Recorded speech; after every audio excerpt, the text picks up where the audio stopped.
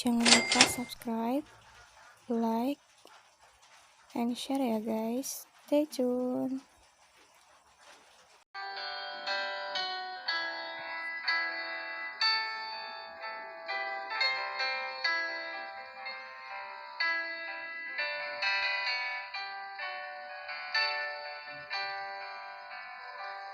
Tanah airku tidak ku lupakan, kau terkenang selama hidupku. Biarpun saya pergi jauh, tidak akan hilang dari kalbu. Tanahku yang ku cintai, engkau ku hargai.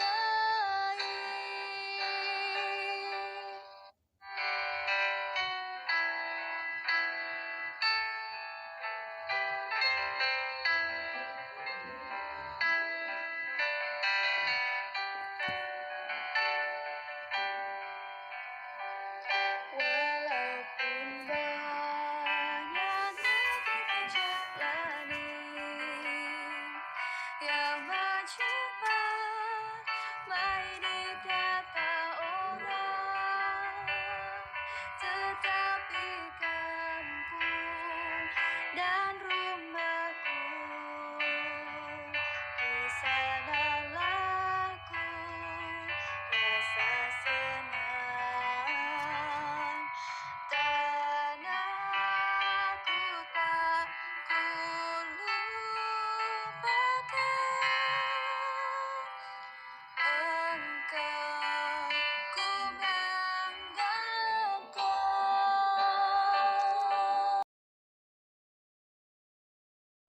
Assalamualaikum warahmatullahi wabarakatuh.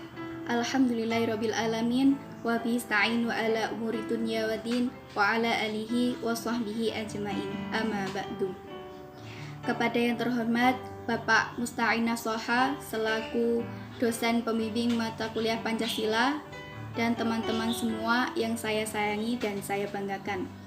Pertama-tama, marilah kita panjatkan puji syukur kehadirat Allah Subhanahu wa taala yang telah memberikan kita semua nikmat sehat dan umur yang panjang. Sholawat serta salam tak lupa kita haturkan kepada Nabi kita, Nabi Muhammad SAW, yang kelak kita nanti-nantikan syafaatnya di yaumul kiamah. Amin amin ya rabbal alamin. Pada kesempatan kali ini, saya akan membahas tentang cinta tanah air dalam sudut pandang Islam. Cinta tanah air atau nasionalisme berasal dari kata nation atau dalam bahasa Inggris yang berarti bangsa. Menurut Kamus Besar Bahasa Indonesia, kata bangsa memiliki beberapa arti. Yang pertama, kesatuan orang yang bersamaan asal keturunan, adat dan sejarahnya serta berpemerintahan sendiri. Yang kedua, golongan manusia, binatang, dan tumbuhan yang mempunyai asal-usul yang sama dan sifat yang sama atau bersamaan. Dan yang ketiga, kumpulan manusia yang biasanya terikat karena kesatuan bahasa dan kebudayaan dalam arti umum, dan biasanya menempati wilayah tertentu di muka bumi. Menurut istilah nasionalisme yang telah diserap ke dalam bahasa Indonesia memiliki dua pengertian. Yang pertama, paham ajaran untuk mencintai bangsa dan negara sendiri dan kesadaran keanggotaan dalam suatu bangsa yang secara potensial atau aktual bersama-sama mencapai, mempertahankan dan mengabdikan identitas, integritas, kemakmuran, dan kekuatan bangsa. Nasionalisme dalam arti sempit dapat diartikan sebagai cinta tanah air. Selanjutnya, dalam tulisan ini yang dimaksud dengan nasionalisme yaitu nasionalisme dalam arti sempit. Al-Jurjari dalam kitabnya At-Ta'rifat mendefinisikan tanah air dengan al-waton al-asli, yang artinya al-waton al-asli yaitu tempat kelahiran seseorang dan negeri di mana ia tinggal di dalamnya. Mencintai tanah air adalah hal yang sifatnya alami pada diri manusia. Karena sifatnya yang alamiah melekat pada diri manusia, maka hal ini tidak dilarang oleh agama Islam sepanjang tidak bertentangan dengan ajaran nilai-nilai Islam. Meskipun cinta tanah air bersifat alamiah, bukan berarti Islam tidak mengaturnya. Islam sebagai agama yang sempurna bagi kehidupan manusia mengatur fitrah manusia dalam mencintai tanah air agar menjadi manusia yang dapat berperan secara maksimal dalam membangun kehidupan berbangsa dan bernegara, serta memiliki keseimbangan hidup di dunia dan di akhirat. Advertisement berkenaan dengan vonis bahwa cinta tanah air tidak ada dalilnya, maka guna menjawab vonis tersebut, perlu kiranya kita mencermati paparan ini, yaitu dalil-dalil tentang bolehnya mencintai tanah air.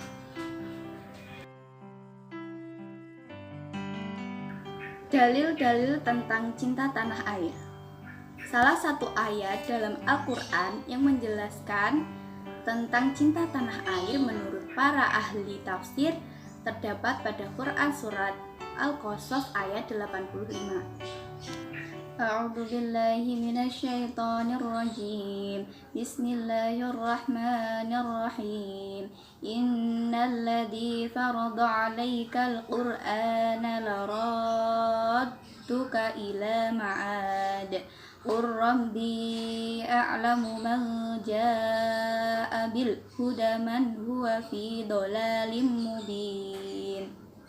Yang artinya, sesungguhnya Allah yang mewajibkan engkau Muhammad untuk melaksanakan hukum-hukum Al-Quran, benar-benar akan mengembalikanmu ke tempat kembali. Katakanlah Muhammad, Tuhanmu mengetahui orang yang membawa petunjuk dan orang yang berada dalam kesesatan yang nyata. Para mufasir dalam menafsirkan kata ma'ad terbagi menjadi beberapa pendapat. Ada yang menafsirkan kata ma'ad dengan Makkah, akhirat, kematian, dan hari kiamat. Namun menurut Imam Fakhr Al-Din Al-Razi dalam tafsirnya Mafatih Al-Ghaib mengatakan bahwa pendapat yang lebih mendekati yaitu pendapat yang menafsirkan dengan Mekah. Menurut Syekh Ismail Haqqi Al-Hanafi Al-Khalwati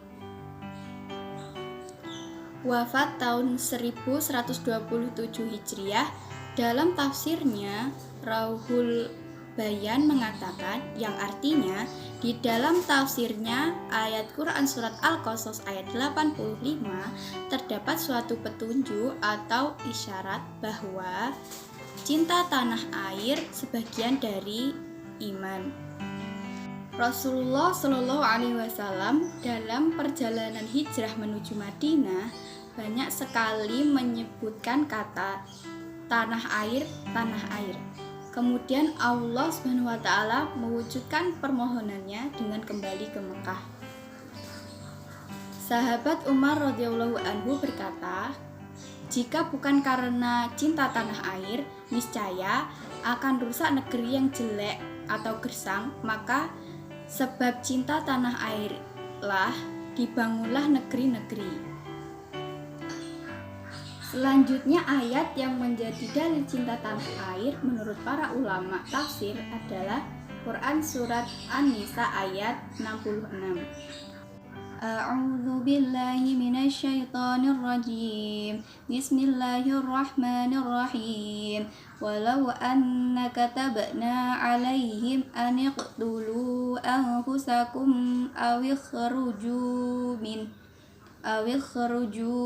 min diyarikum ma fa'aluhu illa qalilum minhum. Yang artinya, dan sekalipun telah kami perintahkan kepada mereka, bunuhlah dirimu atau keluarlah kamu dari kampung halamanmu. Ternyata mereka tidak akan melakukannya kecuali sebagian kecil dari mereka.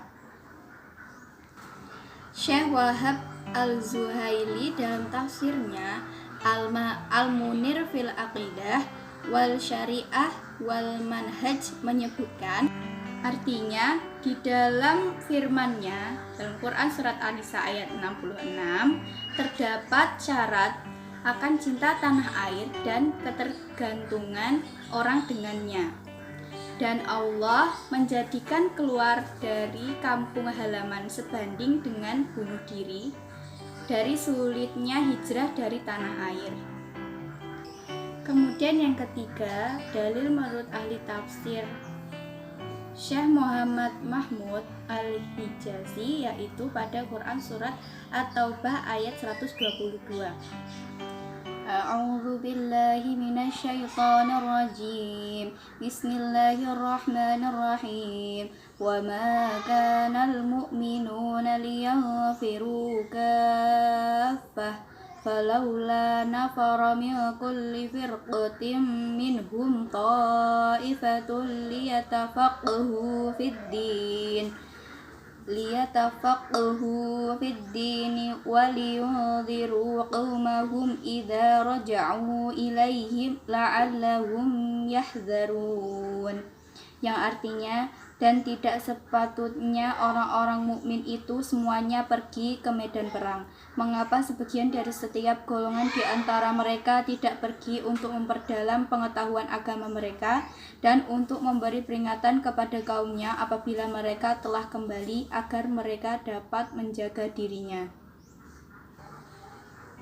Menurut tafsir Syekh Muhammad Mahmud, yang artinya ayat tersebut mengisyaratkan bahwa belajar ilmu adalah suatu kewajiban bagi umat Islam secara keseluruhan, kewajiban yang tidak mengurangi kewajiban jihad dan mempertahankan tanah air juga merupakan kewajiban yang suci, karena tanah air membutuhkan orang yang berjuang dengan pedang atau senjata dan juga orang yang berjuang dengan argumentasi dan dalil. Bahwasanya memperkokoh moralitas jiwa, menanam nasionalitas dan gemar berkorban, mencetak generasi yang berwawasan, cinta tanah air sebagaimana sebagian dari iman, serta mempertahankannya tanah air adalah kewajiban yang suci. Inilah pondasi bangunan umat Islam dan pilar kemerdekaan mereka. Dalil cinta tanah air menurut hadis. Berikut ini adalah pembahasan tentang dalil menurut hadis menjadi dalil cinta tanah air menurut penjelasan para ulama ahli hadis yang dikupas tuntas secara gamblang.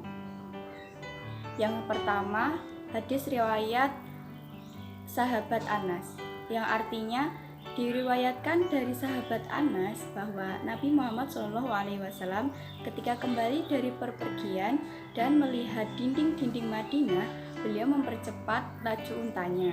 Apabila beliau menunggangi unta, maka beliau menggerakkannya untuk mempercepat karena kecintaan beliau kepada kota Madinah. Hadis riwayat Bukhari, Ibnu Hibban dalam At-Tirmizi.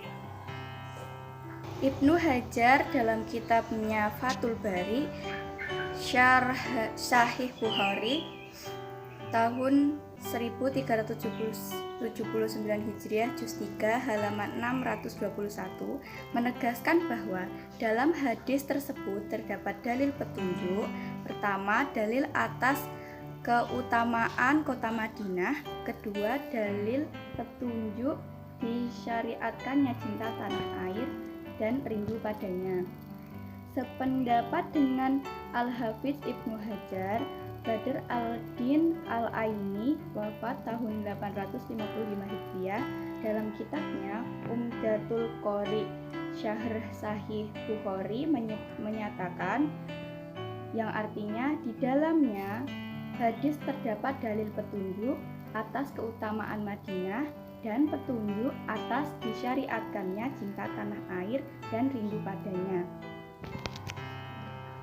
Syamah dalam kitabnya Syarhul Hadi al-Mukhtalifah fi Maba'asil Nabi al-Mustafa berikut ini, yang artinya Al-Syuhaili berkata, dan di dalam hadis tentang Warokoh bahwasanya ia berkata kepada Rasulullah Shallallahu Alaihi Wasallam, sungguh engkau akan didustakan. Nabi tidak berkata sedikit pun. Lalu ia berkata lagi, dan sungguh engkau akan disakiti. Nabi pun tidak berkata apapun. Lalu ia berkata, sungguh engkau akan diusir. Kemudian Nabi menjawab, apa mereka akan mengusirku? Al-Suhaili menyatakan, disinilah terdapat dalil atas cinta tanah air dan beratnya memisahkannya dari hati.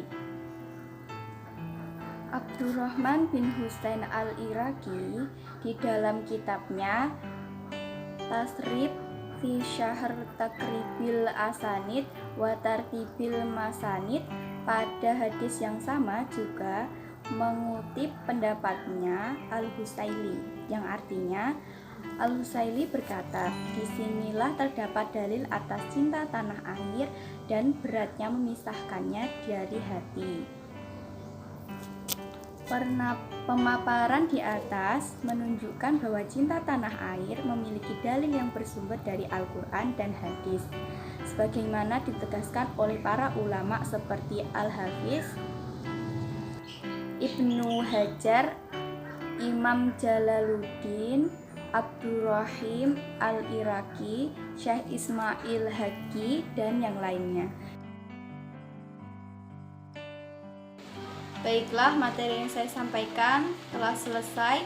Sebelum kita mengakhiri, marilah kita membaca Alhamdulillah terlebih dahulu. Alhamdulillahirrabbilalamin. Dan marilah kita membaca doa kafaratul majelis.